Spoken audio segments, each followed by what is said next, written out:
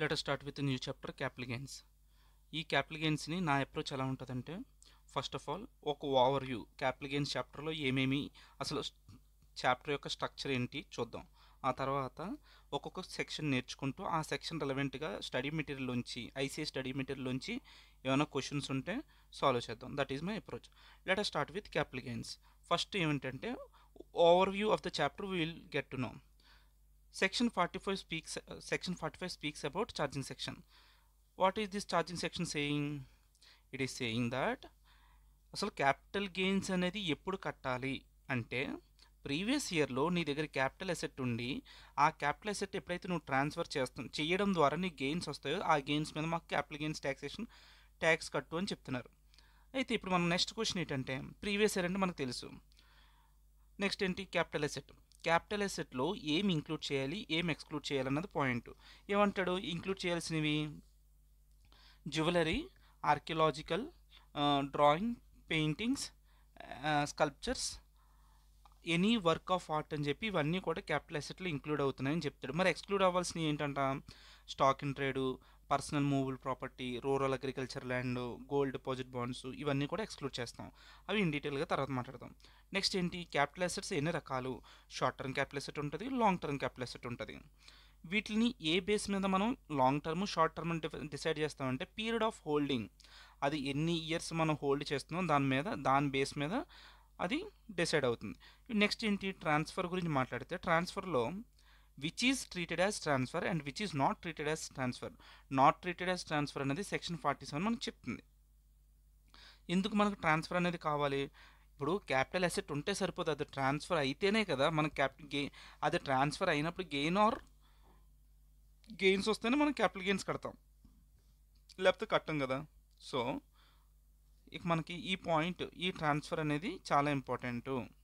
First transfer కాకపోతే దాని మీద క్యాపిటల్ గెయిన్స్ ట్యాక్స్ రాదు. నెక్స్ట్ ఏంటంటే, ఇప్పుడు క్యాపిటల్ గెయిన్స్ ఎలా క్యాలిక్యులేట్ చేయాలి? మనకి ఇప్పుడు సేల్ వాల్యూలోంచి transfer expenses, cost of acquisition, cost of improvement ఏమైనా ఉంటే వాటిని మైనస్ చేసేసి క్యాలిక్యులేట్ చేయాలని చెప్పి సెక్షన్ 48 చెప్తుంది. ఒకవేళ నువ్వు హోల్డ్ చేస్తున్న అసెట్ కానీ లాంగ్ టర్మ్ క్యాపిటల్ అసెట్ అయితే అప్పుడు దానికి మనం ఏం చేయాలట? ఇండెక్సేషన్ బెనిఫిట్ కూడా ఇవ్వాలి, కాస్ట్ ఆఫ్ ఎక్విజిషన్కి, కాస్ట్ ఆఫ్ ఇంప్రూవ్మెంట్కి. ఒకవేళ నువ్వు కనుక అసెట్ 23rd July 2024 ముందు కొంటే, if you by before 23rd July 2024 you will get the indexation benefit. నువ్వు తర్వాత కొంటే ఇండెక్సేషన్ బెనిఫిట్ లేదు, తీసేశారు. నెక్స్ట్, ఇది నార్మల్ కేసెస్లో మనం క్యాపిటల్ గెయిన్స్ ఎలా క్యాలిక్యులేట్ చేయాలో మాట్లాడుకున్నాం. ఇప్పుడు ఇదే కాన్సెప్ట్ని మనం ఒకవేళ స్పెషల్ కేసెస్లో మాట్లాడితే, స్పెషల్ కేసెస్ అంటే ఏంటి? మన దగ్గర క్యాపిటల్ అసెట్ ఉంది, అది డిస్ట్రాయ్ అయిపోతే వాళ్ళు మనకి ఇన్సూరెన్స్ దగ్గర డబ్బులు వచ్చాయి. లేదంటే మన దగ్గర ఒక క్యాపిటల్ అసెట్ ఉంది, దాన్ని స్టాక్ ఇన్ ట్రేడ్లో పెట్టాను, ఆ తర్వాత స్టాక్ ఇన్ ట్రేడ్లోంచి మనం సేల్ చేసాం, అప్పుడు ఎలా క్యాలిక్యులేట్ చేయాలి? There are different scenarios. ఈ డిఫరెంట్ సినారియోస్లో మనం క్యాపిటల్ గెయిన్స్ ఎలా క్యాలిక్యులేట్ చేయాలని చెప్తారన్నమాట. నెక్స్ట్ ఏంటి? అడ్వాన్స్ మనీ ఫర్ఫిటెడ్ అంటే ఏంటి? నేను ఒక ల్యాండ్ కొనుక్కుందామని చెప్పి అడ్వాన్స్ మనీ పే చేశాను. వాడు ఏం చేశాడు? విత్ ఇన్ దిస్ టైంలో నువ్వు రిజిస్ట్రేషన్ పెట్టుకోవాలి, ఫుల్ అమౌంట్ ఇవ్వాలి అన్నాడు. నేను ఇవ్వలేకపోయాను. వాడు ఏం చేశాడు? ఆ అడ్వాన్స్ అమౌంట్ని ఫర్ఫిట్ చేసేసుకున్నాడు. అప్పుడు ఎలా క్యాలిక్యులేట్ చేయాలి క్యాపిటల్ గెయిన్స్ని? ఎగ్జంప్షన్స్ కొన్ని ఉన్నాయట. క్యాపిటల్ గెయిన్స్లో కూడా మనకి కొన్ని ఎగ్జంప్షన్స్ ఉన్నాయి. 54 ఈ సెక్షన్స్ అన్నీ కూడా మనకి ఎగ్జంప్షన్స్ గురించి మాట్లాడుతుంది. ఆ తర్వాత ట్యాక్స్ రేట్స్, క్యాపిటల్ గెయిన్స్ మీద ట్యాక్స్. ఇలా చూస్తే మనకి ఈ చాప్టర్ యొక్క ఓవర్వ్యూ ఇంతే. ఇది నేర్చేసుకుంటే this is the complete overview of the capital gains chapter. So let us start with section by section and will solve the questions also. Okay, let's go with charging section 45. Okay, charging section 45 ఏం చెప్తుంది మనకి?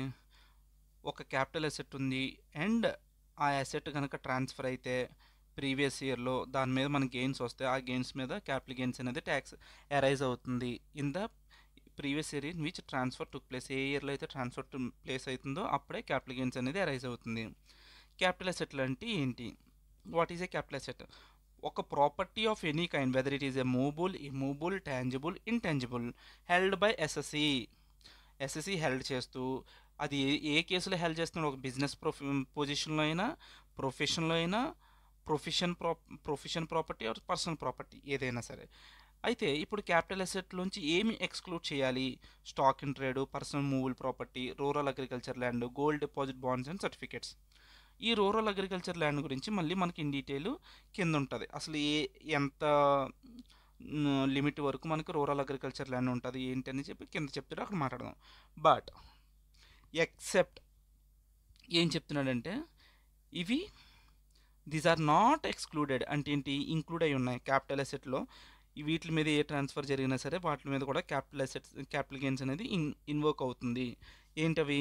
Jewellery, archaeological collection, drawings, paintings, sculptures, any work of art. Okay, these are capital assets. ఇవి ఏమవుతున్నాయంటే వీటిని మనం capital assets కింద చెప్తాం అనమాట. నెక్స్ట్ నోట్, ఇప్పుడు ఫారిన్ ఇన్స్టిట్యూషనల్ ఇన్వెస్టర్స్ అనేవాళ్ళు ఏదైనా సరే సెక్యూరిటీని హెల్డ్ చేస్తే దాని మీద క్యాపిటల్ అసెట్ వస్తుంది అన్నాడు. నెక్స్ట్ ఏంటి? Any unit linked insurance policy issued January 2nd 2021 కన్నా ముందు, on or after which premium payable exceeds 2,50,000 for any previous series a capital asset. అంటే అంతకు ముందు వరకు అది క్యాపిటల్ అసెట్ కాదనుకుంటా, అంతే కదా. ఈ డేట్ తర్వాత నువ్వేమైనా ప్రీమియం పే చేస్తున్నావు యూలిప్ అండ్ స్కీమ్స్కి మోర్ దాన్ 2,50,000 పే చేస్తే అది క్యాపిటల్ అసెట్టే. సో అసలు యూనిట్ లింక్డ్ ఇన్సూరెన్స్ పాలసీ అనేది ఏంటి అంటే, ఇవి కొన్ని these are the kind of insurance policies where వాటితో నువ్వు ఇన్సూరెన్స్తో పాటు నీకు వెల్త్ క్రియేషన్ కూడా క్రియేట్ అవుతుంది. అంటే ఒక పర్టికులర్ పాయింట్ తర్వాత నీకు మెచ్యూరిటీ పీరియడ్ తర్వాత నీకు రిటర్న్స్ వస్తాయి, అటువంటి అనమాట. నెక్స్ట్ మనం తెలుసుకోవాల్సింది ఏంటంటే rural agriculture land in India. First of all మన దగ్గర ఒక ఫస్ట్ పాయింట్ చూడు. ఒకవేళ ఒక ఏరియా ఉందండి, ఈ ఏరియాలో 10,000 పాపులేషన్ కన్నా ఎక్కువ ఉండట్లేదు, బిలో 10,000 ఉంటున్నారనుకో. అప్పుడు ఇక్కడ ఏమైనా నాకు ఒక ల్యాండ్ ఉంది, దీన్ని ఏమనొచ్చు? అర్బన్ అగ్రికల్చర్ ల్యాండ్ అంటావా, లేదంటే రూరల్ అగ్రికల్చర్ ల్యాండ్ అంటావా? నేను పండించేది అగ్రికల్చరే, ఓకే. అంటే ఇక్కడ పాపులేషన్ లెస్ దెన్ 10,000 ఉంది కాబట్టి ఇక్కడ దీన్ని agricultural land, rural agriculture land అని పిలాలి, ఓకేనా. నెక్స్ట్ ఏంటి? నెక్స్ట్ అన్నీ కూడా అర్బన్ ఏరియాతో మనం కంపేర్ చేసుకోవాలన్నమాట. అసలు అర్బన్ అగ్రికల్చర్ ల్యాండ్ అంటే ఏంటంటే, ఏదైతే రూరల్ అగ్రికల్చర్ ల్యాండ్ కాదో అదే urban agriculture land. Which is not a rural agriculture land is known as urban agriculture land.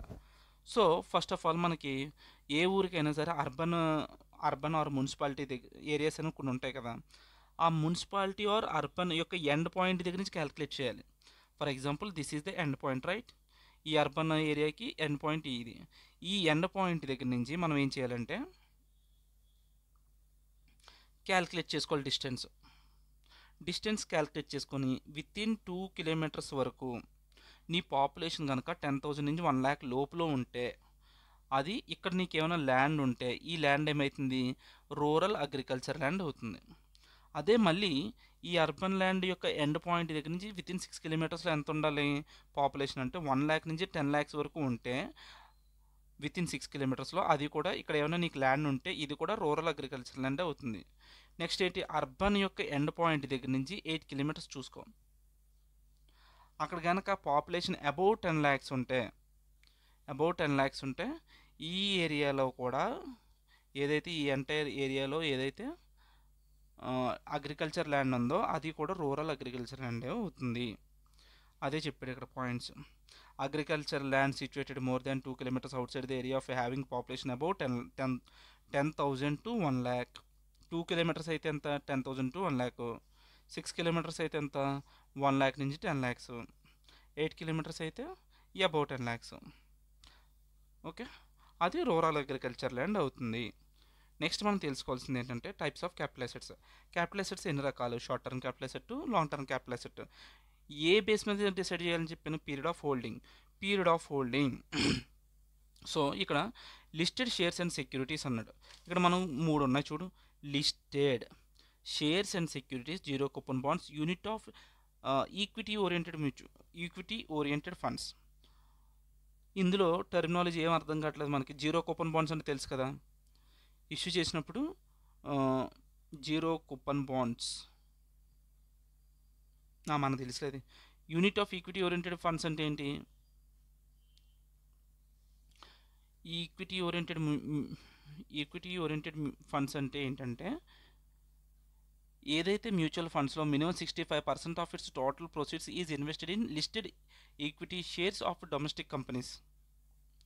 Minimum ఈ ఈక్విటీ ఓరియంటెడ్ ఫండ్స్ అంటే మినిమం 65% ఆఫ్ ద ఫండ్స్ అని, అంటే ఇది కూడా ఒక టైప్ ఆఫ్ మ్యూచువల్ ఫండ్స్ అనమాట. వీళ్ళు ఏం చేస్తారట, వాళ్ళ ఫండ్స్లో 65% ఆఫ్ ద ఫండ్స్ అని అట్టుకెళ్ళి listed equity shares of a domestic companies, ఏదైతే మన ఇండియాలో డొమెస్టిక్ కంపెనీస్ లిస్ట్ అయి ఉంటాయో ఆ లిస్టెడ్ ఈక్విటీ షేర్స్లో 65% ఇన్వెస్ట్ చేస్తే దాన్ని ఈక్విటీ ఓరియంటెడ్ ఫండ్స్ అంటాం. అంటే వీటిల్లో ఎప్పుడైతే మనం ఇన్వెస్ట్ చేస్తామో, షార్ట్ టర్మ్ పీరియడ్ అంటే ఎంత, విత్ ఇన్ 1 ఇయర్, అంటే 1 ఇయర్ వరకు హోల్డ్ చేస్తే అది షార్ట్ టర్మ్, 1 ఇయర్ కన్నా తక్కువ హోల్డ్ చేస్తే అది షార్ట్ టర్మ్, 1 ఇయర్ కన్నా అబౌట్ లాంగ్ టర్మ్. మళ్ళీ జాగ్రత్తగా విను, మనం నార్మల్గా మనం ఏం చేస్తాం, స్టాక్ మార్కెట్లో ఇన్వెస్ట్ చేస్తాం కదా, ఎందులో ఇన్వెస్ట్ చేస్తాం, షేర్స్లో కానీ సెక్యూరిటీస్లో కానీ, zero coupon bonds, equity oriented funds. Next ఇప్పుడు చూడు, ఇక్కడ మాట్లాడేది మనం లిస్టెడ్ గురించి కదా, ఇక్కడ అన్లిస్టెడ్ దేని గురించి మాట్లాడుతున్నాడు, ఓన్లీ షేర్స్ గురించే మాట్లాడుతున్నాడు. సెక్యూరిటీస్ పాయింట్ అక్కడ కవర్ అవ్వలేదు, సెక్యూరిటీస్ పాయింట్ ఇక్కడ కవర్ అవుద్ది. అన్లిస్టెడ్ సెక్యూరిటీస్, ఎందుకంటే అదర్ క్యాపిటల్ అసెట్స్ అన్నాడు కాబట్టి అన్లిస్టెడ్ సెక్యూరిటీస్ ఇక్కడ కవర్ అవుతున్నాయి. ఒకవేళ నువ్వు కనుక అన్లిస్టెడ్ షేర్స్ కానీ ల్యాండ్ అండ్ బిల్డింగ్లో ఇన్వెస్ట్ చేస్తే క్యాపిటల్ అసెట్స్, వాటి యొక్క షార్ట్ టర్మ్ పీరియడ్ ఎంత, 2 ఇయర్స్. 2 ఇయర్స్ కన్నా తక్కువ ఉంటే షార్ట్ టర్మ్, 2 ఇయర్స్ కన్నా ఎక్కువ ఉంటే లాంగ్ టర్మ్.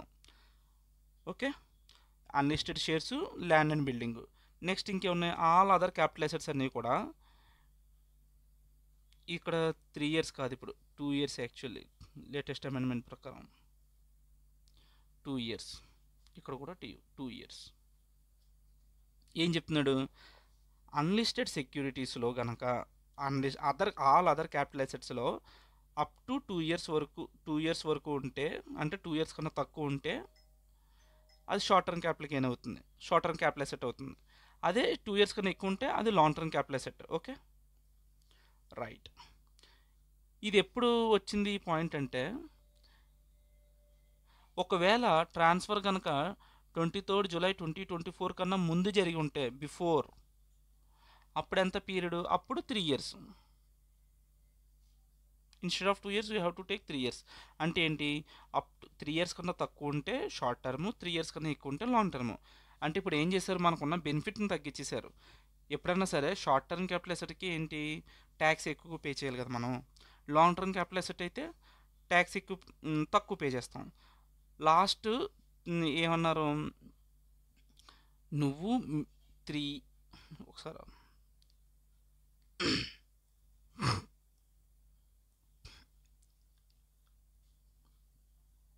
ఇక్కడ యాక్చువల్లీ మనకు బెనిఫిట్ పెంచినట్టు తగ్గించినట్టు కాదు. ఇంతకు ముందు ఏమయ్యేది, minimum 3 years hold, minimum 3 years కన్నా తక్కువ ఉంటే ఏమన్నాడు, దాన్ని షార్ట్ టర్మ్ క్యాపిటల్ అసెట్ అన్నాడు. షార్ట్ టర్మ్ క్యాపిటల్ అసెట్స్ మీద ట్రాన్స్ఫర్ జరిగినప్పుడు గెయిన్స్ వస్తే దాని మీద ఎంత పర్సెంటేజ్, 30% ట్యాక్స్.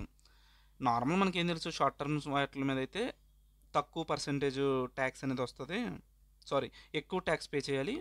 అదే లాంగ్ టర్మ్ క్యాపిటల్ అసెట్స్ మీద అయితే తక్కువ పే చేయాలి. ఇప్పుడు ఏం చేసాడు, ఈ పీరియడ్ని తగ్గించాడు కదా, అది బెనిఫిటే కదా మనకి. 23 జూలై, ఓహో ఇది మంత్ డేట్ ఇయర్ ఫార్మేట్ అయ్యేది. ఓకే సారీ, పైన తప్పు చెప్పాను అయితే. ఇక్కడెక్కడ ఇది month date year format, month date year అంటే జనవరి, కాదు, డే మంత్ ఇయర్. ఫిబ్రవరి 1, 2021 తర్వాత యూలిప్ స్కీమ్ అనేది అక్కడ ఎంత, ఫిబ్రవరి 1 నుంచి. ఓకే, ఇక్కడ 23 జూలై నుంచి. Instead of 3 years now they reduce to 2 years. 2 years దాటితే అది లాంగ్ టర్మ్ క్యాపిటల్ అసెట్ అవుతుంది. సో దాని మీద మనం తక్కువే ట్యాక్స్ పే చేస్తాం. అంతేనా, ఇంకేమైనా ఉన్నాయా, unlisted securities other than shares, అంతే.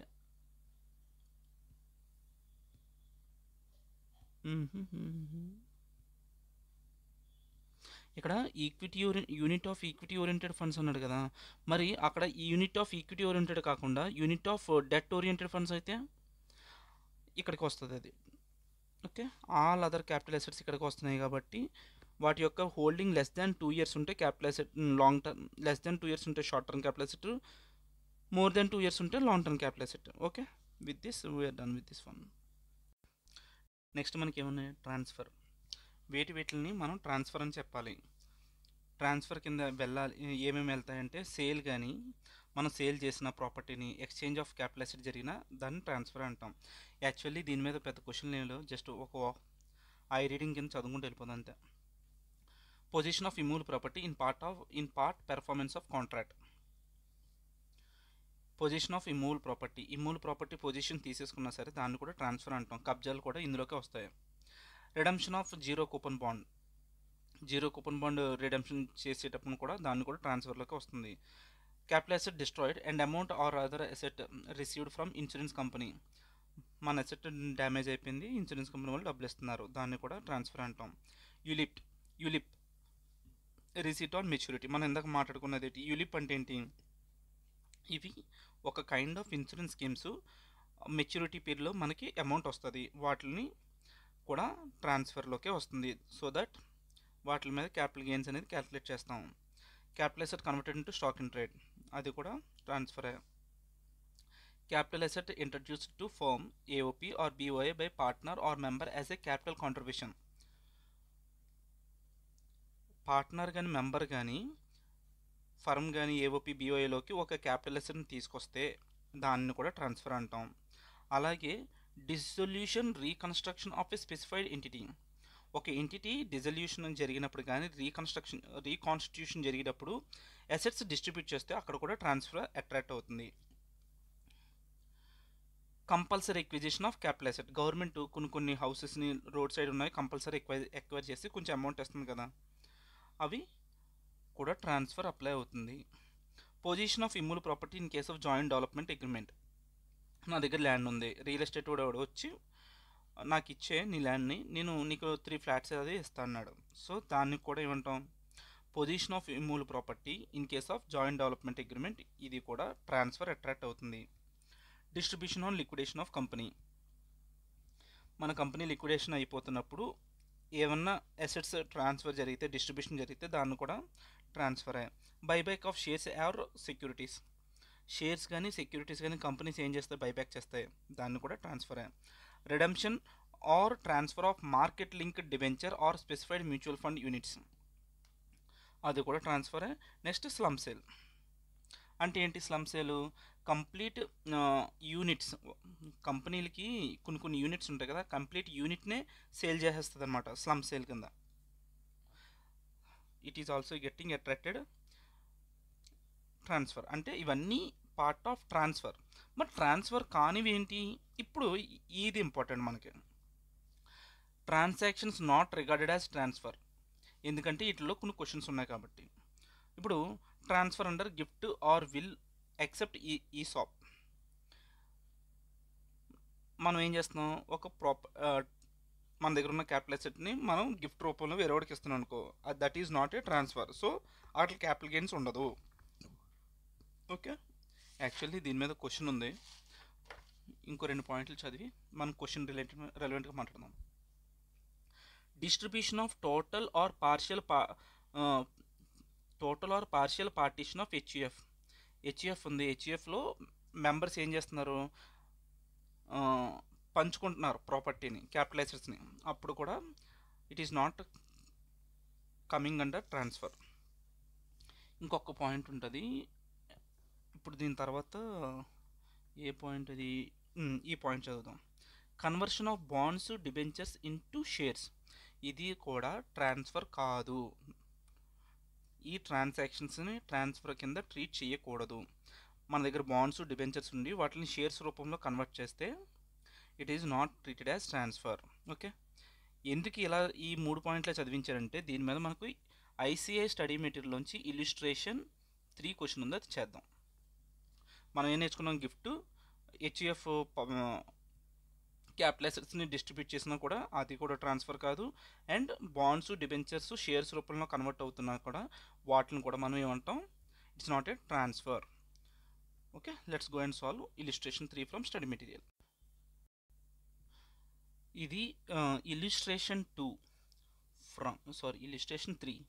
From study material. Atul sir మెటీరియల్లో చేస్తున్నాను. అతుల్ సార్ మెటీరియల్లో అయితే ఇది క్వశ్చన్ నెంబర్ 2. ఇక్కడైతే క్వశ్చన్ ఆన్సర్ పక్క పక్కన ఉంటాయి కాబట్టి ఈజీగా ఉంటుంది మనకి. ఇక్కడ ఏమడుగుతున్నాడంటే ఫాలోయింగ్ సిచ్యువేషన్స్లో క్యాపిటల్ గెయిన్ ట్యాక్స్ లయబిలిటీ అంతా కనుక్కోండి చెప్పమన్నాడు. ఏం చేశాడట, మిస్టర్ ఏ అనేది ఫస్ట్ కేసులో గోల్డ్ కొనుక్కున్నారు. ఎప్పుడు 1970లో 25,000 పెట్టి కొనుక్కున్నారు. అది వాళ్ళ కొడుక్కి గిఫ్ట్ కింద ఇచ్చేశారు. మ్యారేజ్ టైంలో కొడుకు గిఫ్ట్ కింద ఇచ్చారు. అప్పుడు ఎప్పుడు 24-25లో గిఫ్ట్ కింద ఇచ్చినప్పుడు దాని వాల్యూ ఎంత ఉందట, 1 lakh. కొనుక్కున్నప్పుడు ఏమో 25,000, వాడు గిఫ్ట్ ఇచ్చినప్పుడు 1 lakh. దీని మీద ట్యాక్స్ లయబిలిటీ ఎంత అంటే ఏదైనా సరే గిఫ్ట్ రూపంలో ఇస్తే it is not regarded as transfer. So దాని మీద క్యాపిటల్ గెయిన్ ట్యాక్స్ అనేది does not arise. Next question. ఒక హిందూ అన్డివైడెడ్ ఫ్యామిలీ 1945లో 20,000 పెట్టి ఒక హౌస్ ప్రాపర్టీ కొనుక్కున్నారు.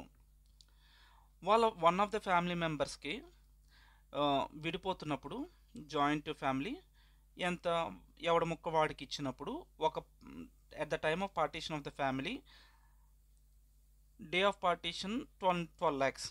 ఓకే, క్లారిటీగా మాట్లాడు. కొనుక్కున్నప్పుడు దాని వాల్యూ ఎంత, 20,000. ఇప్పుడు వాళ్ళు పంచుకున్నప్పుడు దాని వాల్యూ ఎంత, 12 lakhs. ఈ పంచుకున్నప్పుడు క్యాపిటల్ గెయిన్స్ అరైజ్ అవుతుందంటే ఇటు క్యాపిటల్ గెయిన్స్ అనేది అరైజ్ అవ్వదు. ఎందుకు, because it is not rated as transfer and capital gain tax liability does not arise. ఇప్పుడు ఏమి మనం మాట్లాడుకున్నాం, కన్వర్టబుల్ డిబెంచర్స్ అనేవి షేర్స్ రూపంలో కన్వర్ట్ అవుతున్నప్పుడు కూడా దాన్ని కూడా ట్రాన్స్ఫర్ కింద ట్రీట్ చేయకూడదు. ఇప్పుడు చూడు, 50 కన్వర్టబుల్ డిబెంచర్స్ అనేవి ఉన్నాయంట. 40,000 కొనుక్కున్నప్పుడు ఇప్పుడు ఆ 50 కన్వర్టబుల్ డిబెంచర్స్ 500 షేర్స్ వర్త్ కింద కన్వర్ట్ అయ్యాయి. ఎంత ఇప్పుడు 2024లో దాని వాల్యూ 85,000. ఓకే, దాని వాల్యూ ఇప్పుడు ఎంత, 85,000. ఓకే, 85,000 అయితే ఇప్పుడు దీని మీద it is not a transfer. So capital gain tax won't arise. అంతే ఆన్సర్ దీనికి కూడా, not regarded as transfer and capital gains won't arise. Okay, next ఒకసారి థర్డ్ పాయింట్ చూద్దామా. ఏం చెప్తున్నాడు ఇక్కడ, transfer under amalgamation or demerger of companies. ఏం transfer జరుగుతుంది, ఎయిదర్ క్యాపిటల్ అసెట్ అన్న ట్రాన్స్ఫర్ జరగచ్చు, లేదంటే ఇష్యూ ఆఫ్ షేర్స్. ఒక కంపెనీ ఇంకో కంపెనీకి ఇష్యూ ఆఫ్ షేర్స్ కానీ లేదంటే క్యాపిటల్ అసెట్స్ కానీ ట్రాన్స్ఫర్ చేసుకుంటే that is not treated as transfer. Okay, అంతే. అందులో మనం గుర్తుంచుకోవాల్సిన పాయింట్ ఒకసారి చదువుతాం చూడు. Transfer of capital asset by amalgamating company to amalgamated Indian company. Transfer of capital asset by demerged company to resulting Indian company. Issue of shares by amalgamated company to the shareholders of amalgamating company. Issue of shares by resulting company to shareholders of demerged company. అసలు అక్కడ ఏంటంటే నువ్వు shares కానీ capital asset కానీ either అమాల్గమేషన్లో కానీ లేదంటే డీమర్జర్లో కానీ ట్రాన్స్ఫర్లు జరిగితే that is not treated as transfer. అందులో వచ్చిన గెయిన్ కానీ లాస్ కానీ గెయిన్ ఏమైనా వస్తే దాని మీద క్యాపిటల్ గెయిన్స్ అనేది అట్రాక్ట్ అవ్వదు. దీని మీద ఉన్న క్వశ్చన్ ఏంటంటే illustration 2 from study material. Illustration 2 మన అతుల్ సార్ మెటీరియల్లో అయితే క్వశ్చన్ నెంబర్ 1లో ఉంది. అది ఏం చెప్తున్నాడు ఈ పర్టికులర్ కేసులో, ఎం అనే ఒక వ్యక్తి ఉన్నాడట. ఆడి దగ్గర 2,000 షేర్స్ ఉన్నాయి. ఏ కంపెనీలో, ఏబీసీ లిమిటెడ్ కంపెనీలో. వీడు ఏం చేస్తున్నాడంటే ఈ ఏబీసీ లిమిటెడ్ కంపెనీ ఈ ఏబీసీ లిమిటెడ్ కంపెనీ అనేది వేరే కంపెనీతో అమాల్గమేట్ అయిపోయింది. ఆ అమాల్గమేషన్ ప్రాసెస్లో ఈ ఎం అనే వ్యక్తికి instead of 2,000 shares he was allotted 1,000 shares in the new company. కొత్త కంపెనీలో 1,000 షేర్స్ ఇష్యూ చేశారు. ఎందుకంటే మార్కెట్ వాల్యూ కొత్త కంపెనీ హయ్యర్ ఉంది కాబట్టి. ఓకే, చూడండి, the market value of shares allotted is higher by ఇంకొక 50,000 హయ్యర్ వాల్యూ పెరిగింది వీడికి. ఇప్పుడు ఏమంటున్నాడు అసెసింగ్ ఆఫీసర్, బాబు నీ షేర్స్ వాల్యూ ఇంకో 50,000 పెరిగింది కాబట్టి ఈ పెరిగిన 50,000 మాకు ట్యాక్స్ కట్టు అంటున్నాడు. ఫస్ట్ ఆఫ్ ఆల్ ఇది ట్రాన్స్ఫర్ అయితేనే కదా నీకు ట్యాక్స్ కట్టేది. This is not transfer. Assuming the amalgamated company is an Indian company. ఇక్కడ ఒక కండిషన్ ఏంటంటే ఏదైతే అమాల్గమేషన్ జరుగుతుందో ఆ అమాల్గమేటెడ్ అవుతున్న కంపెనీ ఇండియన్ కంపెనీ అయి ఉండాలి. సో ఇది ట్రాన్స్ఫర్ కాదు కాబట్టి దీని మీద క్యాపిటల్ గెయిన్స్ అనేది అరైజ్ అవ్వదు. The proposal of the assessing officer to treat the transaction as an exchange is not justified. That's it, done. Let's go with next point. Point number 4 ఏం చెప్తుంది? Transfer of capital asset between only owned subsidiary company and holding company. Okay, holding కంపెనీకి సబ్సిడరీకి కంపెనీకి మధ్య ఏమైనా transfer of capital asset జరిగితే that is not treated as transfer. కాకపోతే ఇక్కడ condition ఏంటంటే ట్రాన్స్ఫర్ ఈ కంపెనీ ఏదైతే ఉందో అది ఇండియన్ కంపెనీ అయి ఉండాలి. Holding company must hold 100% of the share capital for at least 8 years from the date of transfer. ఏదైతే హోల్డింగ్ కంపెనీ ఉందో అది అట్లీస్ట్ 8 years నుంచి కూడా share capital, holding company must hold 100% of share capital for at least 8 years from the date of transfer. Transfer అయిన 8 years వరకు అది hold చేస్తూ ఉండాలి. ఇక్కడ ఏం నేర్చుకున్నాం మనం? సబ్సిడరీ కంపెనీస్కి హోల్డింగ్ కంపెనీ మధ్య ట్రాన్స్ఫర్ జరిగితే దాన్ని ట్రాన్స్ఫర్ కింద ట్రీట్ చేయకూడదు, క్యాపిటల్ గెయిన్స్ క్యాలిక్యులేట్ చేయకూడదు. కండిషన్ ఏంటంటే holding company 100% of the share క్యాపిటల్ని 8 years హోల్డ్ చేసి పెట్టాలి from the date of transfer. Okay, next 5th point already మాట్లాడుకుందాం. Conversion of bonds debentures into shares. Next ఏంటి? Conversion of preference shares into equity shares. Preference shares కింద equity shares కింద transfer అయినా కూడా అది transfer కాదు. Transfer of capital asset under reverse mortgage. అసలు ఏంటి రివర్స్ మార్ట్గేజ్? ఇప్పుడు ఓల్డ్ ఏజ్ పీపుల్ ఉంటారు కదా, సీనియర్ సిటిజన్స్ ఉంటారు కదా, వాళ్ళకి ఏంటంటే ఒక హౌస్ ప్రాపర్టీ ఉంది, వాళ్ళకి ఫిక్స్డ్ సోర్స్ ఆఫ్ ఇన్కమ్ అనేది ఉండదు కాబట్టి వాళ్ళు ఏం చేస్తారు, ఆ హౌస్ని బ్యాంక్లో మార్ట్గేజ్ చేసి డబ్బులు తీసుకుంటారు. డబ్బులు తీసుకున్న తర్వాత either they will take in a lump sum or ఇన్స్టాల్మెంట్లో డబ్బులు తీసుకుంటారు. ఆ అమౌంట్ కనుక మనం మన తాతగారు రీపే చేయలేకపోతే అప్పుడు గవర్నమెంట్ ఏం చేస్తుంది, ఆ హౌస్ ప్రాపర్టీ ఏదైతే ఉందో దాన్ని సేల్ చేసేసి వాడు లోన్ క్లియర్ చేసేసుకుని మిగిలిన అమౌంట్ వాడికి మనకి ఇచ్చేస్తాడు. మనం అంటే మనం బ్రతుకుంటే మనకి ఇస్తాడు, లేదంటే మన లీగల్ హెయిర్స్కి ఇచ్చేస్తాడు. ఓకే, ఈ ఎంటైర్ ప్రాసెస్నే రివర్స్ మార్ట్గేజ్ అన్న కాన్సెప్ట్లోకి వస్తుందన్నమాట. సో ఇక్కడ మనం కొన్ని పాయింట్లు గుర్తుంచుకోవాలి. ఏంటంటే హౌస్ మన ప్రాపర్టీ, ఏదో ఒక ప్రాపర్టీ ఉంటుంది కదా, 100% ఆఫ్ ద ప్రాపర్టీకి మనకు లోన్ ఇవ్వడు. ఎంతకి ఇస్తాడు? ఓన్లీ 65%, 60%. 60% ఆఫ్ ద వాల్యూ మాత్రం మనకి లోన్ రూపంలో ఇస్తాడు. ఆ తర్వాత రీపేమెంట్ షెడ్యూల్ మ్యాక్సిమం 20 years కన్నా దాటకూడదు. ఓకే, ఇప్పుడు ఆ డబ్బులు వచ్చిన డబ్బులు నువ్వు ఈ ప్రాపర్టీని మార్ట్గేజ్ పెట్టి నీకు ఏదైతే డబ్బులు ఇచ్చాడో ఆ డబ్బులతో నువ్వు స్పెక్యులేటివ్ బిజినెస్లోకి ఎంటర్ అవ్వకూడదు. ఓకేనా? ఇంకొక పాయింట్ ఏంటంటే ఈ పర్టికులర్ పాయింట్ మీద, ఇప్పుడు హౌస్ను మార్ట్గేజ్ చేసావు, బ్యాంక్ నీకు డబ్బులు ఇచ్చింది. So at the end of that period మనకి ఏం చేసింది, బ్యాంకు ఆ ప్రాపర్టీని సెల్ చేసింది.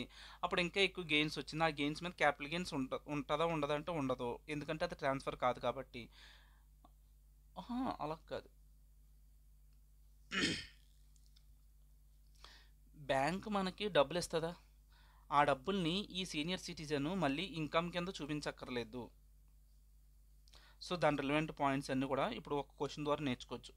దీని మీద ఉన్న question illustration 4. Okay, let's go and solve illustration from 4. ఇది మనకి ఇల్లుస్ట్రేషన్ 4, ఇది స్టడీ మెటీరియల్ నుంచి. Okay, let's start. అభిషేక్ అనే ఒక సీనియర్ సిటిజన్కి వాళ్ళ యొక్క హౌస్ ప్రాపర్టీని ఏం చేశారు, రెసిడెన్షియల్ హౌస్ని బ్యాంక్తో మార్ట్గేజ్ చేశారు. నోటిఫైడ్ రివర్స్ మార్ట్గేజ్ స్కీమ్ కింద ఆయనకి మంత్లీ ఇన్స్టాల్మెంట్ కింద బ్యాంక్ అనేది డబ్బులు ఇస్తుంది. Abhishek did not repay the loan on maturity hence gave possession of the house to the bank. వాడు మెచ్యూరిటీ టైంకి బ్యాంక్ పే చేయకపోవడం వల్ల బ్యాంక్ ఏం చేసింది, పొజిషన్ తీసేసుకుంది. How will the treatment of long term capital gain be on such reverse mortgage transaction? అంటే first of all this is not a transaction. ఇదేంటి transaction of reverse mortgage సంబంధించింది. దీని మీద shall not be considered as a transfer. So దీని మీద no capital gain will be charged on such attraction. First of all ఇది transfer కాదు కాబట్టి దాని మీద క్యాపిటల్ గెయిన్స్ అనేది రాదు. ఇంకొకటి దాంతోపాటు section 1043 provides that amount received by the senior citizen as a loan రూపంలో ఏదైతే అమౌంట్ రిసీవ్ చేసుకున్నాడో ఎయిదర్ అది లంసంలో అన్నా రిసీవ్ చేసుకోవచ్చు, లేదంటే ఇన్స్టాల్మెంట్లో అన్నా రిసీవ్ చేసుకోవచ్చు. అది ఎగ్జామ్ట్ ఫ్రమ్ ఇన్కమ్ ట్యాక్స్. అది మళ్ళీ ఇన్కమ్ సోర్స్లో చూపించక్కర్లేదు అది. Therefore, monthly installment amounts received by Abhishek would not be taxable. Bank దగ్గర మనకి ఏదైతే డబ్బులు వస్తుందో దాన్ని ట్యాక్సబుల్ కాదు. హౌఎవర్, ఇది important, capital gain tax liability would be attracted at the stage of alienation of the mortgaged property by the bank for the purposes of recovering the loan. దీని అర్థం నాకు కొంచెం డౌట్ ఉంది యాక్చువల్లీ చెప్పాలంటే. Stage of alienation అంటే ఏంటి? మన యొక్క ప్రాపర్టీ మన దగ్గర నుంచి విత్డ్రాన్ అయిపోతుంది. అంటే ఎలినేషన్ అంటే నాకు విత్డ్రాన్ అని వచ్చింది అనుకుంటా మీనింగ్. నేనేమో అర్థం చేసుకున్నానంటే దీనికి ఈ లాస్ట్ పేరాకి హౌస్ ప్రాపర్టీ బ్యాంక్ ఫైనల్గా సేల్ చేసేటప్పుడు అందులో కనుక ప్రాఫిట్ వస్తే ఆ ప్రాఫిట్ మాత్రం capital gain tax liability attract అవుతుందని నేను అర్థం చేసుకున్నా. That is my understanding. Okay, capital gains tax liability would be attracted at the stage of alienation of the mortgaged property by the bank for the purpose of recovering the loan. Okay, done. With this question is done. Let's go with next point. Point number 8. Transfer of capital asset on succession of sole proprietorship or firm by a company. ఇప్పుడు ఏమైందంటే ఇప్పుడు దాకా మన దగ్గర ఒక firm కానీ ఒక sole proprietorship అని వాళ్ళు ఫర్మ్ కానీ ఏదైనా రన్ చేసుకున్నప్పుడు ఇది టేకెన్ ఓవర్ బై కంపెనీకి సేల్ చేశారు, లేదంటే కంపెనీ టేక్ ఓవర్ చేసింది ఈ ఫర్మ్ కానీ ప్రొప్రైటర్షిప్ కానీ. అప్పుడు ఏమవుతుంది? ట్రాన్స్ఫర్ ఆఫ్ క్యాపిటల్ అసెట్స్ జరుగుతాయి కదా, దీన్ని కూడా ట్రాన్స్ఫర్ కింద కన్సిడర్ చేయకూడదు. But there are few conditions. ఏంటి ఆ కండిషన్స్? ఈ ఫర్మ్ కానీ ప్రొప్రైటర్షిప్ యొక్క all assets and liabilities should become all assets or liabilities of proprietorship or firm becomes the assets or liabilities of a company. అన్నీ వెళ్ళిపోవాలి asset to liability. అలాగే ఎవరైతే ఈ ప్రొప్రైటర్ కానీ పార్ట్నర్ ఎవరైతే ఉన్నారో వాళ్ళకి at least 50% of the voting power in the company for at least 5 years. Voting power at least 50% of the voting power అనేది వాళ్ళకు ఉండాలి ఆ కంపెనీలో. అలా ఎన్ని ఇయర్స్? 5 years. వీళ్ళు డస్ నాట్ రిసీవ్, ఎవరు ప్రొప్రైటర్ కానీ పార్ట్నర్ కానీ does not receive any contribution except allotment of shares in the company. వాళ్ళకి షేర్స్ కంపెనీలో షేర్స్ తప్ప ఇంకేమి కూడా కన్సిడరేషన్ ఇవ్వకూడదు. ఓకే, ఈ కండిషన్స్ అన్ని ఫిల్ఫిల్ చేస్తే అప్పుడు దాన్ని that is not treated as transfer and no capital gains will be attracted. Okay, let's see దాని మీద ఉన్న question number 9 from Atul sir material. Okay, టన్ టన్ టన్ టన్ టన్ టన్ ఇట్స్ లోడింగ్. Question number 9. ఈ క్వశ్చన్ ఎక్కడ ఉంటుందంటే స్టడీ మెటీరియల్లో it is illustration 5. This is illustration 5 from study material. Okay, ఇక్కడ చూడు, Neerja was carrying a textile business under proprietorship concern. ఎప్పుడు December 24లో ఈ నేర్జా టెక్స్టైల్స్ని ఎవరు సక్సీడ్ చేసుకున్నారట? New Look Textile Private Limited అనే కంపెనీ వాళ్ళు taken over they took over అనమాట, తీసేసుకున్నారు. అప్పుడు దాంట్లో వాళ్ళు ఏం చేసుకున్నారట? All assets and liabilities of Neerja proprietorship యొక్క ఆల్ అసెట్స్ లయబిలిటీస్ని కూడా వాళ్ళు టేక్ ఓవర్ చేసేసుకున్నారు. అండ్ ఆ కొత్త కంపెనీలో వీళ్ళకి ఎంత ఇచ్చారట? 52% of the share in the share capital of the company. అంటే 52% of the share in the share capital అంటే ఏంటి? అట్లీస్ట్ షేర్ క్యాపిటల్ వీళ్ళకి ఇచ్చారు, షేర్స్ రూపంలోనే ఇచ్చారు. అంటే ఏంటి? వీడికి minimum 50% of the voting power ఉంది కదా. Yes, no other consideration was given to Neerja on account of the succession. వాడికి ఏ అదర్ కన్సిడరేషన్ ఇవ్వకూడదు అన్నాడు, వాడు ఇవ్వలేదు. సో మనకు అన్ని కండిషన్స్ ఫుల్ఫిల్ అయ్యాయి కాబట్టి this is not a transfer and no capital gains will be attracted. ఇప్పుడు ఏం చెప్తున్నాడు? The assets and liabilities of Neerja textiles transferred to the company include an urban land which was acquired by NERSA. ఇది వేరే point అనమాట, అది తర్వాత మాట్లాడదాం. First క్వశ్చన్కి చూడు. ఆల్ అసెట్స్ లైబిలిటీస్ ట్రాన్స్ఫర్ అవ్వాలి, అయిపోయింది. At least 50% of the voting power ఉండాలి. Does not receive any consideration, అవన్నీ మీట్ అయ్యాయి కాబట్టి ఇక్కడ ఏంటి, all the conditions are satisfied, therefore capital assets by Neeraja shall not attract capital gain tax. ఈ 50% of the voting power ఎప్పటి వరకు hold చేసి పెట్టాలి, minimum period of 5 years hold చేసి పెట్టాలి. నెక్స్ట్ పార్ట్ ఆఫ్ ద క్వశ్చన్కి వెళ్దాం. Assets and liabilities of Neerja textiles transfer to the company include an urban land which was acquired by Neerja on 2013 for 9,80,000. The company sold the same on 25 16 lakhs. Okay, ఇక్కడ ఏంటంటే మన నేర్జా గారు ఎప్పుడో కష్టపడి ఒక land కొనుక్కున్నారంట. ఎప్పుడు 2013లో కొనుక్కున్నారు. ఎంత కొనుక్కున్నారు, 9,80,000. ఓకే, కానీ కంపెనీ సేల్ చేసిందంట. ఈడు కంపెనీకి సేల్ చేయట్లే. ఓకే, నేర్జా కంపెనీకి సేల్ చేయట్లేదు. ఇప్పుడు వీడి కంప్లీట్ అసెట్స్ అన్ని ఎవరికి వెళ్ళిపోయాయి, కంపెనీకి వెళ్ళిపోయాయి. కంపెనీ 2025లో దాన్ని సేల్ చేస్తుంది. ఎంతకు సేల్ చేస్తుంది, 16 lakhs సేల్ చేస్తుంది. రైట్, 16 lakhs సేల్ చేస్తుంటే కాస్ట్ ఆఫ్ ఎక్విజిషన్ ఎంత, 9.8 lakhs. తీసేస్తే ఎంత, ఇలా చెయ్యొచ్చా అంటే చెయ్యకూడదు.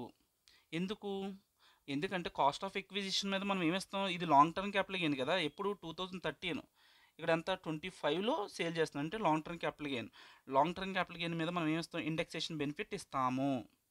ఇండెక్సేషన్ బెనిఫిట్ ఇవ్వకముందు మనం కొన్ని రూల్స్ తెలుసుకోవాలి. ఏంటంటే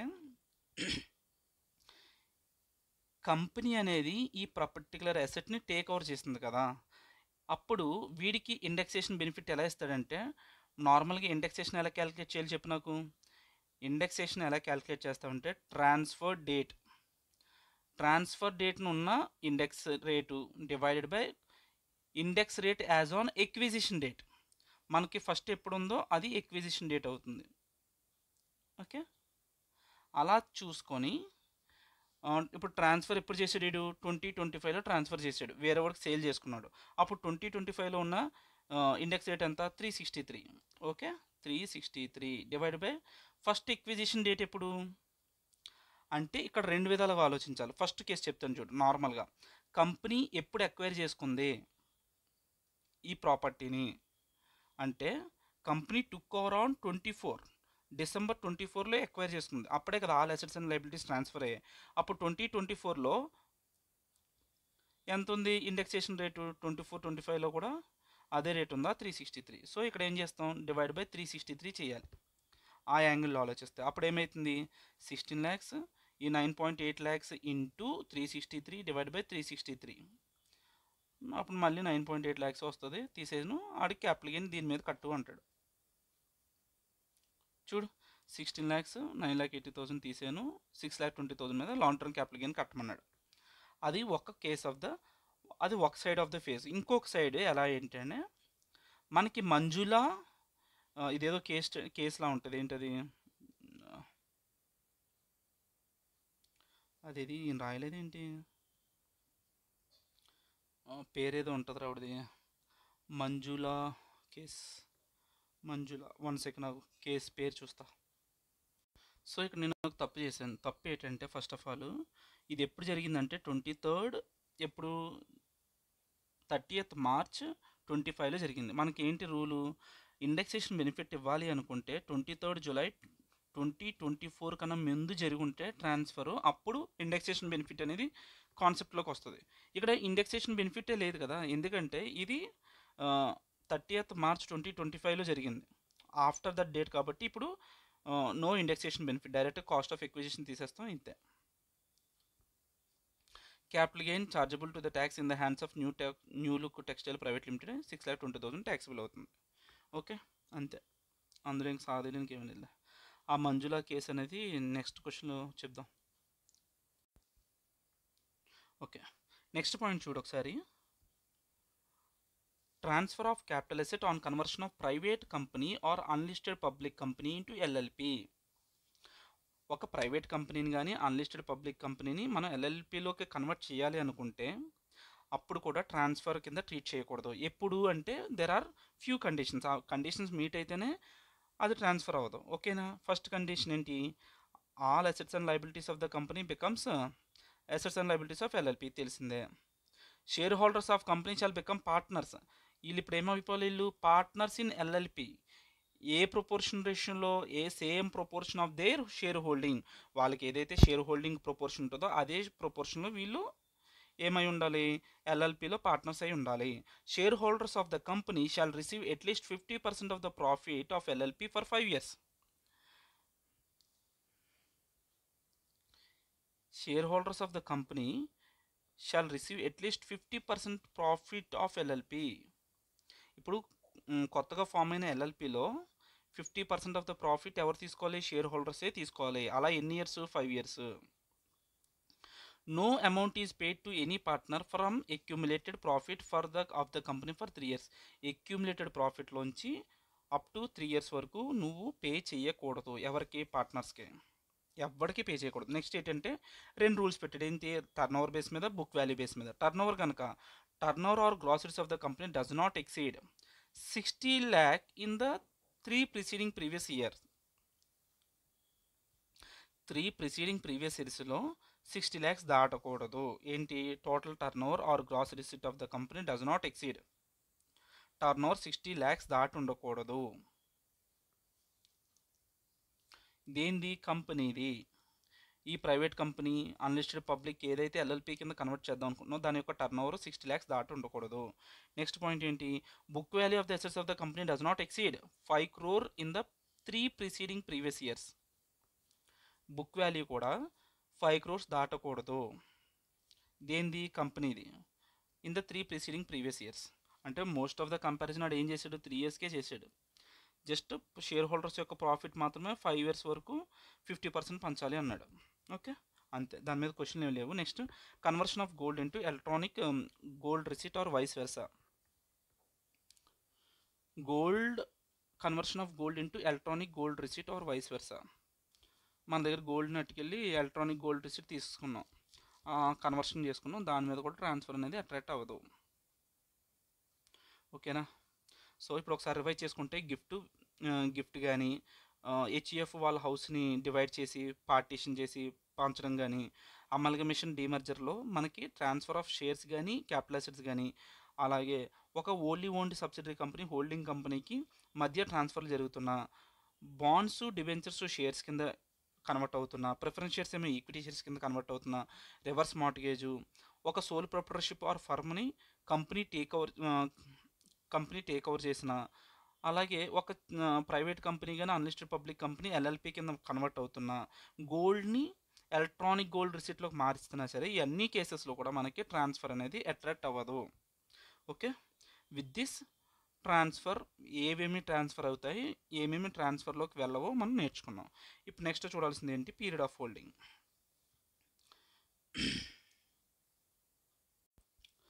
let us go to the next point of discussion, period of holding. Normal కేసులో మనం పర్చేస్ డేట్ అసలు పీరియడ్ ఆఫ్ హోల్డింగ్ ఎలా క్యాలిక్యులేట్ చేస్తాం? మనం కొనుక్కున్న డేట్ దగ్గర నుంచి సేల్ పాయింట్ వరకు, date of purchase to date of sale are transfer, ఈ మధ్యలో ఉన్నదంతా పీరియడ్ ఆఫ్ హోల్డింగ్ అవుతుంది, రైట్? అయితే కొన్ని స్పెషల్ కేసెస్ ఉన్నాయి, అవి ట్రాన్స్ఫర్ కాదు బట్ అక్కడ ట్రాన్సాక్షన్ జరుగుతుంది. అప్పుడు ఎలా కన్సిడర్ చేయాలి? When capital asset becomes the property by way of transaction but not regard as the transfer. అది ట్రాన్స్ఫర్ అవ్వట్లేదు అంటే ఇప్పుడు ఏంటి? గిఫ్ట్ రూపంలో నేను వేరే వాడికి ఇచ్చాను రా, అది ట్రాన్స్ఫర్ అవుతుందో అవ్వదు, బట్ ట్రాన్సాక్షన్ అనేది జరిగిపోయింది కదా. ఇటువంటి కేసెస్లో ఎలా చేయాలంటే period of previous owner are previous asset. ఇప్పుడు దానికి ఒక ఎగ్జాంపుల్ కింద చెప్పారు. ఇప్పుడు శ్యామ్ అనే వాళ్ళు వాళ్ళ కొడుక్కి ఒక బిల్డింగ్ గిఫ్ట్ రూపంలో ఇచ్చాడు. ఎప్పుడు? 2013లో. వీడు ఏం చేశాడు? 2024లో ఆ హౌస్ ప్రాపర్టీని బిల్డింగ్ని వీడు సేల్ చేసుకున్నాడు. సేల్ చేసుకుని ఎంత రికవర్ చేసుకున్నాడు? 2 crores. ఇప్పుడు దీనికి పీరియడ్ ఆఫ్ హోల్డింగ్ ఏంటంటే ఈ మోహన్ గడికి ఈడు ఎక్వైర్ చేసుకున్నాడు అంటే ఈడు ఎక్వైర్ చేసుకోలేదు, వీడికి ఎప్పుడు వచ్చింది అసెట్ 2013, బట్ వీడికి ఎలాగొచ్చింది, శ్యామ్ దగ్గర నుంచి వచ్చింది. కాబట్టి శ్యామ్కి ఏదైతే ఆ, శ్యామ్ ఎప్పుడైతే ఎక్వైర్ చేసుకున్నాడో అది వాడికి స్టార్టింగ్ పాయింట్ అవుద్ది.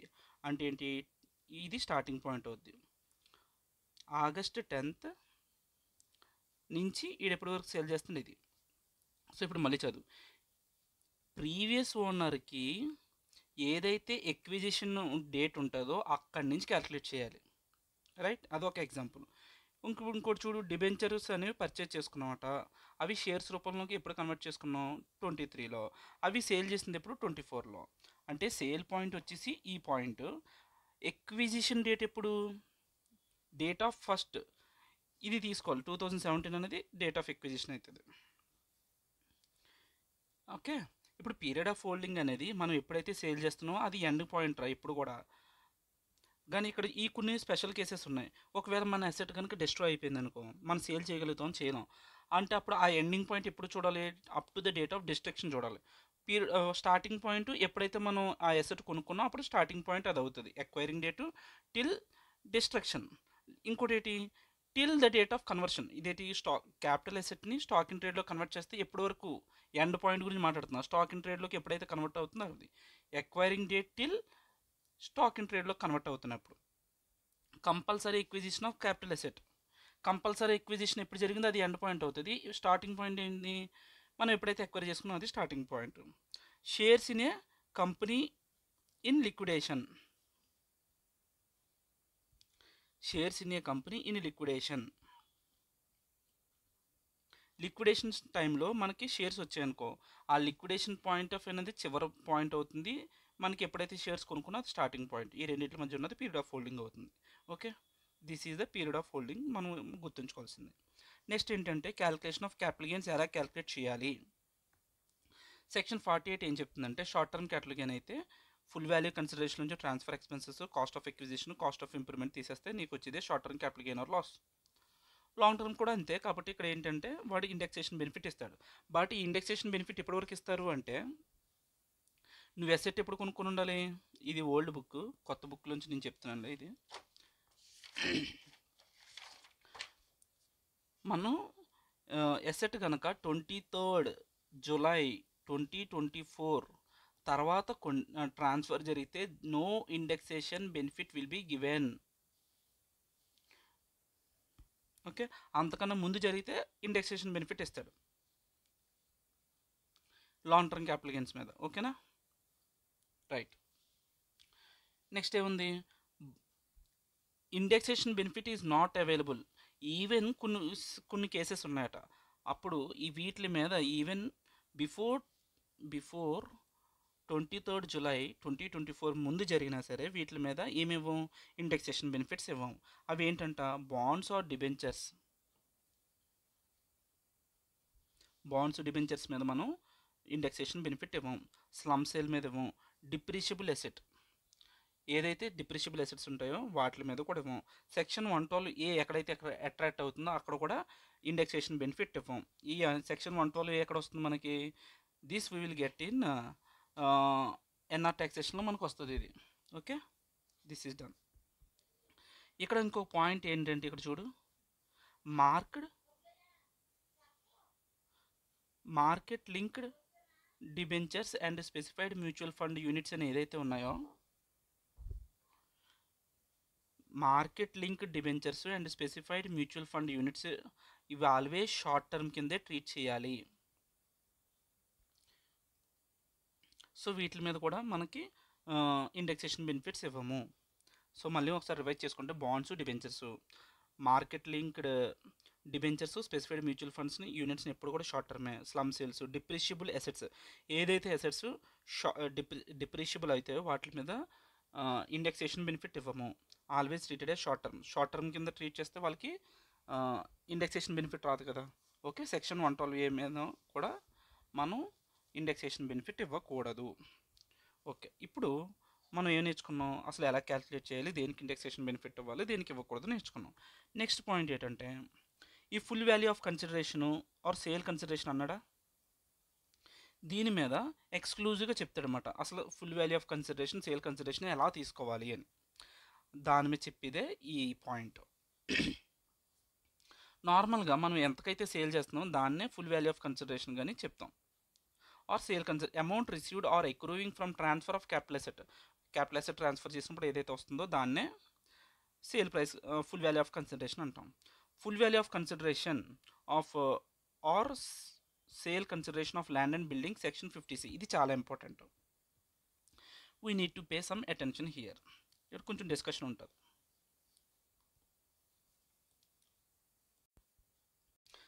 ఇప్పుడు ఈ డిస్కషన్ చాలా ఇంపార్టెంట్. ఇది డిస్కషన్ మనకి పీజీబీపీలో వస్తుంది. అలాగే సెక్షన్ 194IA ఏదో ఉంటుంది, ఇది ఇప్పుడు టీడీఎస్లో కూడా వస్తుంది. వాడు ఏం చేస్తాడంటే ఈ పర్టికులర్ టీడీఎస్ సెక్షన్లో వాడు ఏం చేస్తాడంటే 50Cని కూడా మిక్స్ చేసి ఇస్తాడు క్వశ్చన్స్. సో దీని ఇంపాక్ట్ ఈ పీజీబీపీలో ఉంది, టీడీఎస్లో ఉంది, అలాగే క్యాపిటల్ గెయిన్స్లో ఉంది. సో వీళ్ళు చాలా చిన్న లాజిక్, కొంచెం కాన్సన్ట్రేట్ చేసి విందాం. ఓకే. నార్మల్గా ఇప్పుడు నేను ల్యాండ్ బిల్డింగ్ కేసులోనే వస్తుంది ఇది సెక్షన్ 50C అనేది.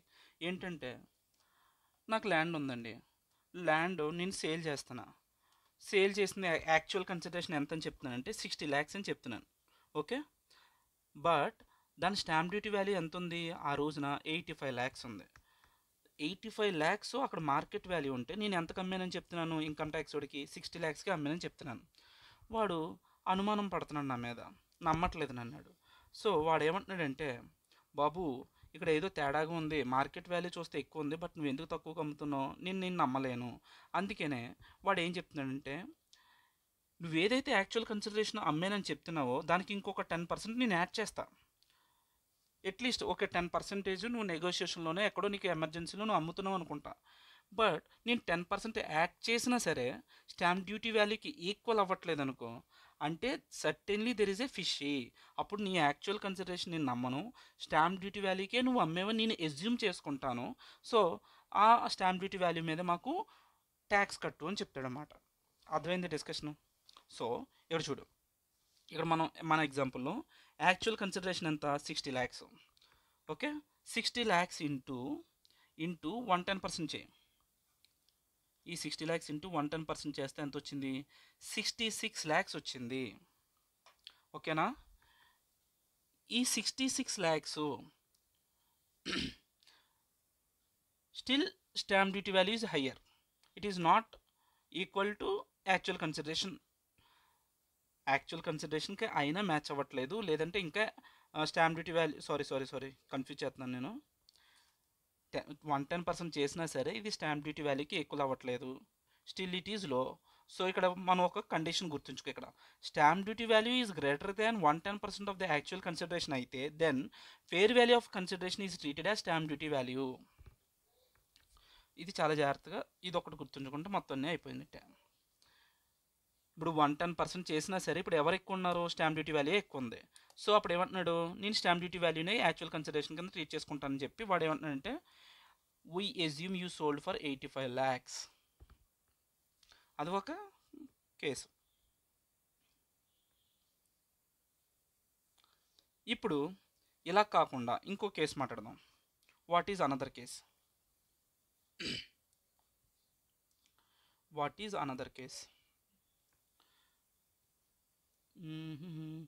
ఇప్పుడు ఒకవేళ 2 స్టాంప్ డ్యూటీ వాల్యూలు ఉంటే అప్పుడు ఎలాగా?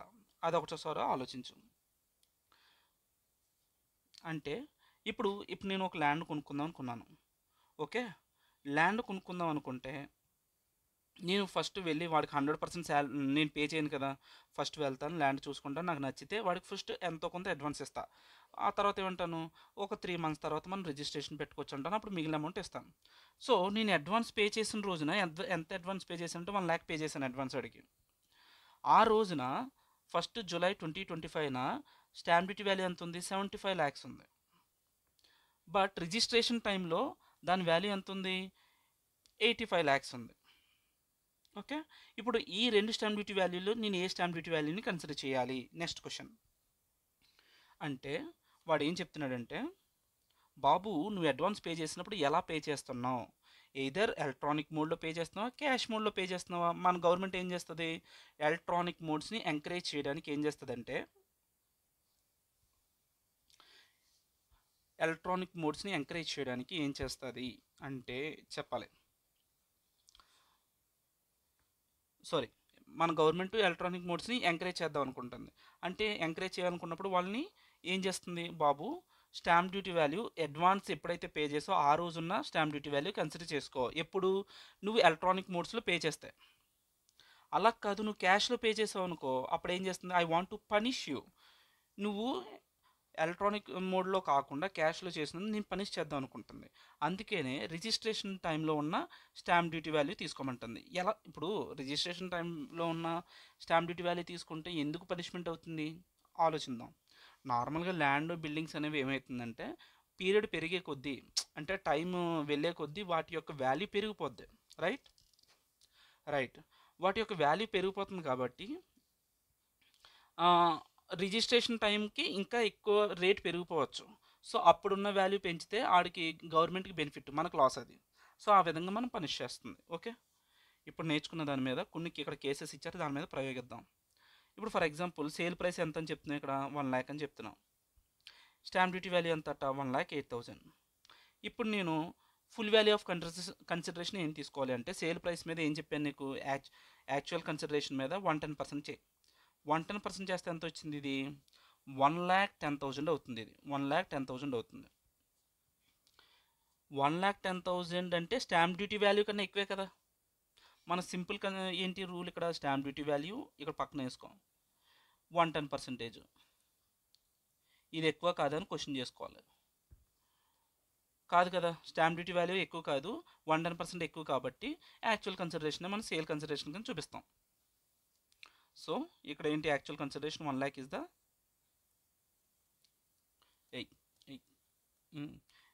Actual consideration 1 lakh. ఇప్పుడు నెక్స్ట్ కేసులోకి వెళ్దాం. సేల్ ప్రైస్ ఎంత 1 lakh, దాని మీద 110% చేస్తే 1,10,000. స్టాంప్ డ్యూటీ వాల్యూ ఎంత ఉంది, 1,12,000 ఉంది. అంటే stamp duty value is more than 110% కాబట్టి అప్పుడు ఏం తీసుకోవాలి, స్టాంప్ డ్యూటీ వాల్యూ తీసుకోవాలి. స్టాంప్ డ్యూటీ వాల్యూ 1,12,000 తీసుకుంటాం. ఇంకో కేసు చూడు, సేల్ ప్రైస్ ఎంత 1,10,000, sorry actual consideration, stamp duty value ఎంత ఉంది 1,10,000. So stamp duty value is greater than 110%. కాదు, బోత్ ఈక్వల్ అయిపోతున్నాయి కదా. స్టాంప్ డ్యూటీ వాల్యూ గ్రేటర్ దానా, కాదు, గ్రేటర్ దాన్ కాదు, equal, both are getting equal. So ఇక్కడ కూడా ఇది ఫుల్ఫిల్ అవ్వట్లేదు కాబట్టి అప్పుడు ఏం చేయాలి, యాక్చువల్ కన్సిడరేషనే తీసుకుంటాము. Actual consideration 1 lakh sale price అవుతుంది. అర్థమైందా? సో నాకైతే అర్థమైంది. కన్ఫ్యూజన్ ఉంటే మళ్ళీ ఒకసారి స్లోగా చూసుకుందాం. Okay, next, if date of agreement and date of registration is not same. నేను అదే కదా ఇంకో కేసులో ఇది ఈ ఎగ్జాంపుల్తో చెప్పాను, అదే ఇది. ఒకవేళ ఎలక్ట్రానిక్ మోడ్స్ అంటే ఏంటి, electronic pay cheque, demand draft, ECS or any other electronic మోడ్లో పే చేస్తే డేట్ ఆఫ్ అగ్రిమెంట్ రోజున స్టాంప్ డ్యూటీ వాల్యూ తీసుకుంటాం. అదర్ కేసెస్ అంటే ఏంటి, క్యాష్లో కానీ క్రాస్ చెక్, బేరర్ చెక్ కూడా క్యాష్ లాగే ట్రీట్ చేయాలి. Take stamp duty value on the date of registration, registration date ఉన్న స్టాంప్ డ్యూటీ వాల్యూ తీసుకోమని చెప్పాడు. Okay, with this we are done with this one. And the last point is reference to valuation officer. ఇది ఏంటంటే point, ఇప్పుడు మాది పల్లెటూరు, like ఒక ఏరియాలో స్టాంప్ డ్యూటీ వాల్యూ చాలా అబ్నార్మల్గా చాలా హై ఉందని నా ఫీలింగ్. అది ఇక్కడ స్టాంప్ డ్యూటీ, ఇప్పుడు నేను సేల్ చేస్తుంటే మార్కెట్ వాల్యూకి కూడా లైక్ ఎవడో కొనుక్కుంటలేదు, స్టాంప్ డ్యూటీ వాల్యూకి అమ్ముతానన్నా సరే. సో మనం ఏం చేస్తాం, బిలో దట్ రేట్కి అమ్ముతాం. బట్ మన గవర్నమెంట్ ఏమంటున్నాడు, స్టాంప్ డ్యూటీ వాల్యూకి మాకు ట్యాక్స్ కట్టు అంటాడు. సార్ అప్పుడు మనం ఏమంటాం అంటే కోర్టు దగ్గరికి వెళ్ళి, సార్ ఇక్కడ ల్యాండ్కి మీరు ఎంతైతే స్టాంప్ డ్యూటీ వాల్యూ డిసైడ్ చేస్తారో అంత వాల్యూ లేదు, so your stamp duty value is incorrect అంటే కావాలంటే ఒక వాల్యుయేషన్ ఆఫీసర్ని మీరు అసైన్ చేసి వాడితో చెక్ చేయించండి అంటే వాడు ఇప్పుడు ఏం చేశాడు, కోర్ట్ అనేది ఏం చేసిందంటే వాల్యుయేషన్ ఆఫీసర్ని అపాయింట్ చేసింది. వాల్యుయేషన్ ఆఫీసర్ ఏం చేశాడు, ఒక రిపోర్ట్ ఇచ్చాడు. ఏమని, ఎయిదర్ వాడిచ్చే రిపోర్ట్ ఎయిదర్ ఏమంటాడు, బాబు స్టాంప్ డ్యూటీ వాల్యూ ఎంతైతే, ఇప్పుడు ఫర్ ఎగ్జాంపుల్ 10,000 ఉందనుకో స్టాంప్ డ్యూటీ వాల్యూ, వాడు వచ్చేమంటాడు, బాబు ఇక్కడ 10,000 లేదు వాల్యూ, ఓన్లీ 7,000 ఉంది value, so our stamp duty value is incorrect అంటాడు. లేదంటే ఇంకో ఆప్షన్ ఏముంది, బాబు ఇక్కడ 10,000 కాదు 15,000 ఉండాలి ఇంకా యాక్చువల్గా, but it should be more అంటాడు. ఇలా రెండు జడ్జిమెంట్స్ ఇవ్వడానికి అవకాశం ఉంది వాడు, ఎవరు, వాల్యుయేషన్ ఆఫీసర్. ఇప్పుడు మనం ఏ జడ్జిమెంట్ తీసుకుంటాం అంటే మనకి ఏది బెనిఫిట్ అయితే అది తీసుకుంటాం. ఫర్ ఎగ్జాంపుల్ వాల్యుయేషన్ ఆఫీసర్ ఏమన్నాడంటే, బాబు ఇక్కడ 10,000 ఉండదు, ఇక్కడ 7,000 ఉంటుంది ఇది ఏదైతే స్టాంప్ డ్యూటీ వాల్యూ ఉందో ఇది రాంగు. వాల్యుయేషన్ ఆఫీసర్ అంతే చెప్తున్నాడు 7,000. సో అప్పుడు ఏం చెప్తాం, మనం 7,000 తీసుకుంటాం. ఇప్పుడు వాల్యుయేషన్ ఆఫీసర్ కనుక వచ్చి స్టాంప్ డ్యూటీ వాల్యూ 10,000 కాదు 15,000 ఉందన్నాడు అనుకో, మనం ఇది పట్టించుకోం. ఏం చేస్తాం, మన సేల్ ప్రైస్ ఆర్ స్టార్టింగ్లో ఉన్న మన స్టాంప్ డ్యూటీ వాల్యూ ఈ రెండిట్లో విచ్ ఎవర్ హయ్యర్ మనం పే చేసేస్తాం. అంతేగాని ఇప్పుడు ఏమి స్టాంప్ డ్యూటీ వాల్యూ అమెండ్ అవ్వదు. ఓకే, ఒకసారి చదువుదాం నీట్గా. ఆ బ్యాక్గ్రౌండ్ మనసులో పెట్టుకుని ఇప్పుడు చదువుకుందాం. If SSC not agree with stamp duty value and not disputed that stamp duty value and not disputed ఏంటి డిస్ప్యూట్ కదా,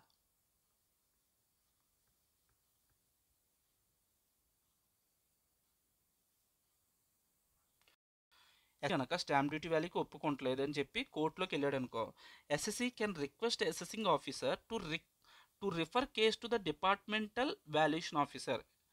అసెసింగ్ ఆఫీసర్కి మనం రిక్వెస్ట్ పెట్టుకోవచ్చు, వాల్యుయేషన్ ఆఫీసర్కి రిఫర్ చేయండి అని. ఆ assessing officer may refer that case to the valuation officer. ఆ వాల్యుయేషన్ ఆఫీసర్ ఏమి ఇచ్చారు report, valuation amount may be greater than stamp duty value. అప్పుడు గ్రేటర్ దాన్ ఉంటే అప్పుడు ఏం చేస్తాం, మన దగ్గర ఉన్న స్టాంప్ డ్యూటీ వాల్యూయే పే చేసుకుంటాం. లేదు వాల్యుయేషన్ అమౌంట్ అనేది less than stamp duty value అంటే ఓరే బాబు ఇక్కడ వాల్యూ అంత లేదు, ఎంత చెప్తున్నాడు మనోడు. ఇప్పుడు మన ఎగ్జాంపుల్లో 10,000 స్టాంప్ డ్యూటీ వాల్యూ ఉంటే వాల్యుయేషన్ అసెసింగ్ ఆఫీసర్ ఏం చెప్తున్నాడు, వాల్యుయేషన్ అమౌంట్ 7,000 చెప్తున్నాడు. 7,000 ఆర్ మన సేల్ ప్రైస్ ఎంత, మనం అమ్ముతున్న సేల్ ప్రైస్ 8,000కి అమ్ముతున్నాం మనం, or valuation amount or sale price whichever is higher we will take. అంతే. అది బాబు ఇక్కడ బోల్డ్ ఎగ్జాంపుల్ ఇచ్చాడు, నాకు చదివే ఇంట్రెస్ట్ లేదు, బట్ చదువుదామా. ఇక్కడ ఎగ్జాంపుల్ ఒకసారి చూద్దామా. మనం నార్మల్గా మనం సేల్ చేసినప్పుడు మనం ఎంతకు సేల్ చేసాం, 50 lakhs సేల్ చేసాం. ఆ రోజున స్టాంప్ డ్యూటీ వాల్యూ ఎంత ఉందంటే 80 lakhs. ఇప్పుడు ఆడేమంటాడు, ఇక్కడ స్టాంప్ డ్యూటీ వాల్యూకే ట్యాక్స్ కట్టమంటాడు. మనం ఏమంటాం అంటే, సార్ 80 lakhs అనేది చాలా హెవీ, ఇక్కడ ఎవడో కొనుక్కుంటలేదు అంతకే అని వాల్యుయేషన్ ఆఫీసర్కి రిఫర్ చేయండి అంటే, వాల్యుయేషన్ ఆఫీసర్ వచ్చి ఏమన్నాడంటే, ఇక్కడ స్టాంప్ డ్యూటీ వాల్యుయేషన్ అమౌంట్ ఎంత చేస్తున్నాడు, వాల్యుయేషన్ 85 lakhs చేశాడు. ఇది current existing stamp duty value కన్నా ఎక్కువ ఉందా తక్కువ ఉందా, ఎక్కువే ఉంది. సో దెన్ ఈ వాల్యుయేషన్ మనకి ఏది బెనిఫిట్ ఉంటే తీసుకుంటాం. ఓకేనా. సో ఇది 85 lakhs ఆడే వాల్యుయేషన్ ఇంకా ఎక్కువ చెప్తున్నాడు, బాబు వద్దురా బాబు నీది ఏదైతే స్టాంప్ డ్యూటీ వాల్యూ ఉందో అదే కడతాను నేను ట్యాక్స్ అంటాం. సో మనం ఏమంటాం అంటే, వీల్ పే ట్యాక్స్ ఉందా, సేల్ కన్సిడరేషన్ ఎంత చూపిస్తాం, 80 lakhs చూపిస్తాం. Okay right. Case 2, valuation officer వచ్చి పాపం రా అన్యాయం, ఇక్కడ actually stamp duty valuation amount ఎంత ఉంది, 60 lakhs ఉంది. సో బట్ నేను ఎంత కమ్మాను, 50 lakhs కమ్మాను. ఇప్పుడు మనం ఏం చేస్తాం, stamp duty value 80 lakhs consider చేసుకుంటామా, లేదంటే వాల్యుయేషన్ అమౌంట్ కన్సిడర్ చేసుకుంటాం. మనకి 60 lakhs బెనిఫిట్ కాబట్టి మనం ఇదే కన్సిడర్ చేసుకుంటాం. ఇది కన్సిడర్ చేసుకొని సేల్ ప్రైస్ మన ఎంత అమౌంట్ ఉంది, 50 lakhs or 60 lakhs whichever is higher. So we have to pay tax on 60 lakhs. Sale consideration 60 lakhs చూపించి 60 lakhs మీద మనం ట్యాక్స్ పే చేసుకుంటాం. నెక్స్ట్ అదే మనకు వచ్చిన benefit, cost of acquisition, cost of improvement అవన్నీ తీసి ఏదైతే వచ్చిందో అది తీసుకుంటాం. నెక్స్ట్ కేస్ 3, మనం సేల్ చేసింది ఎంతకి, 50 lakhsకి. బట్ వాల్యుయేషన్ ఆఫీసర్ ఎంత చెప్తున్నాడు, 48 lakhs ఉంది ఇక్కడ ఉంది వాల్యూ అన్నాడు. అప్పుడు ఈ 50 lakhsకి 48 lakhsకి విచ్ ఎవర్ ఈజ్ హయ్యర్ ఏదైతే ఉందో అది తీసుకుంటాం. అంటే 50 lakhs is the sale price. Okay అంతే. నెక్స్ట్ ఇంకేముంది, sale consideration of unlisted shares, fair market value or sale price whichever is higher తీసుకోమంటున్నాడు. Sale consideration when sale price is not ascertainable or cannot be determined under section 50D. Fair market value on the date of transfer. ఒకవేళ నువ్వు ascertain చేయలేకపోతే transfer రోజున ఎంతైతే దాని fair market value ఉందో దాని rate తీసుకోండి అని చెప్పాడు. Okay that's it.